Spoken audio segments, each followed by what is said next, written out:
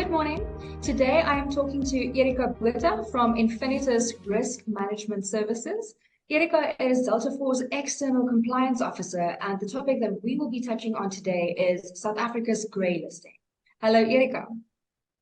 Good morning, Antoinette, and thank you for having me. I look forward to learning from you today.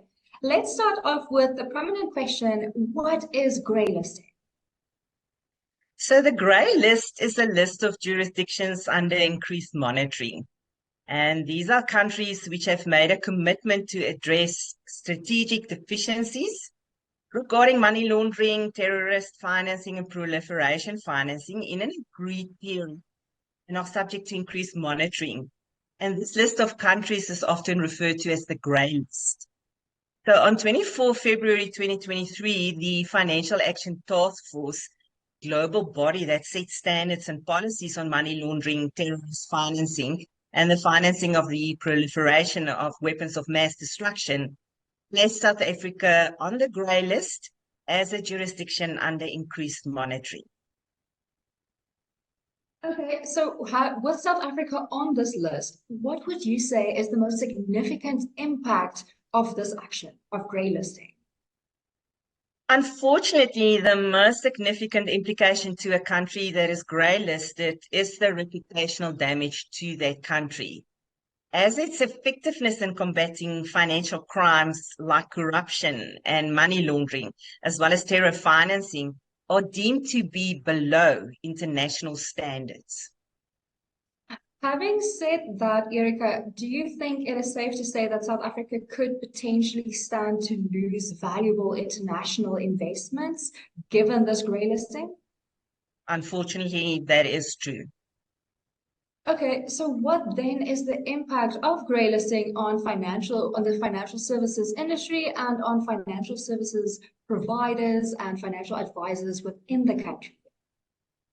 So greylisting subjects the financial services industry to increased scrutiny and stricter regulations to ensure that it is addressing the deficiencies in anti-money laundering and counter-terrorist financing systems. For a financial services provider, that is also defined as an accountable institution and registered as such with FIC, the Financial Intelligence Center. This means the requirement to implement client due diligence measures to combat money laundering and terrorism financing. And what does it mean on an operational level for Delta Four and for our clients, potential or existing clients?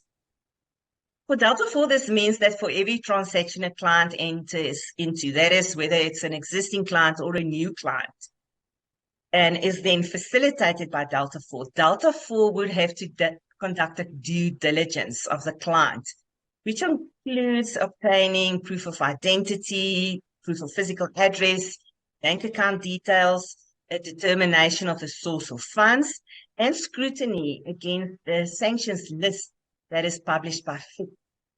So the result should be a low-risk client and transaction that Delta Four is allowed to continue with. And it also proves Delta Four's commitment to implementing measures to aid in South Africa being removed from the grey list. Thank you, Elrika. This makes a lot of sense.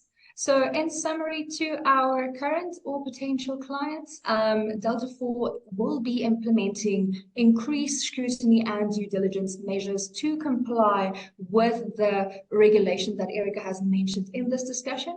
We look forward to playing our part in having South Africa removed from the grey list, hopefully in future. And we heavily count on the expertise of Elrika Botha to guide us in this. Thank you very much, Elrika. Thank you, Antoinette.